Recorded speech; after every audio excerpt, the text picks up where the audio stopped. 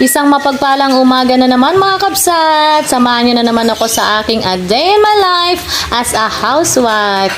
Anong ulam nyo po today mga kabsat? Ayan, samahan nyo po ako. Sa araw na ito, ako po ay nagpiprito ng sunny side up na 3 nang sabay-sabay. Sunny side up ng tamad mga kabsat. At ayan, tinimplahan ko lang siya ng asin. Pagkatapos po niyan, habang nagpiprito ako ng itlog, binabaltan ko naman yung saging na saba at hinihiwa para po yan ay ipiprito ko naman dahil nag-crave ako sa saging na saba. At pagkatapos nga po niyan, isinalang ko na pagkatapos ng itlog. Nilagyan ko lang po yan ng brown sugar. Tapos hinayaan ko muna maluto-luto. At ayan nga po, luto na ang ating banana Q at ang pritong itlog na aming almusal. Pagkatapos ko nga pong kumain mga kabsat, dumating yung aking parcel na ready mix na dishwashing. Kaya yan, tinimpla ko na siya. At nilagyan ko siya ng 5 litrong tubig sa timba muna. At pagkalagay ko ng 5 litrong tubig, nilagay ko na yung premix sa timba. Pagkatapos po niyan, halu-haluin lang natin mga kabsat. Mura po yan, nasa Shopee po yan. Kung nais nyo pong bumili, lalagay ko po sa comment section ang link.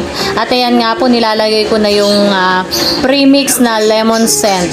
Pagkatapos po nating mailagay yan, halu-haluin lang natin yan mga kabsat hanggang sa siya ay mag-incorporate at medyo lumapot yung ating mixture. Pagkatapos niyan mga kabsat, ilalagay ko yan sa may sa mga galon at para may konsumo tayo ng mga ilang buwan mga kabsat. Nakakatipid na, nakakasigurado ka pa na malinis ang iyong panghugas mga kabsat. At ayan nga, napuno ko yung 2 galon na yan at isang lagayan na dishwashing liquid namin. Kaya kung nais nyo pong bumili, lagay ko po sa comment section ang link. At fast forward nga tayo mga kabsat. After nun, mga tanghali mga kabsat, medyo umulan sa amin. Pagkatapos kong maligo, tinignan ko umuulan nga at medyo malamig ang panahon. Pagkatapos nga po niyan, punta ako sa aming kusina at nilabas ko na yung mga lulutuin ko sa araw na ito. Tayo nga pala ngayon ay magluluto ng chicken curry. Nahugasan ko na po yan lahat bago ko pa i-ref, pero hinugasan ko ulit, baka may yellow pa. Pagkatapos niyan, yan nga, hinahanda ko na yung bawang sibuyas at luya.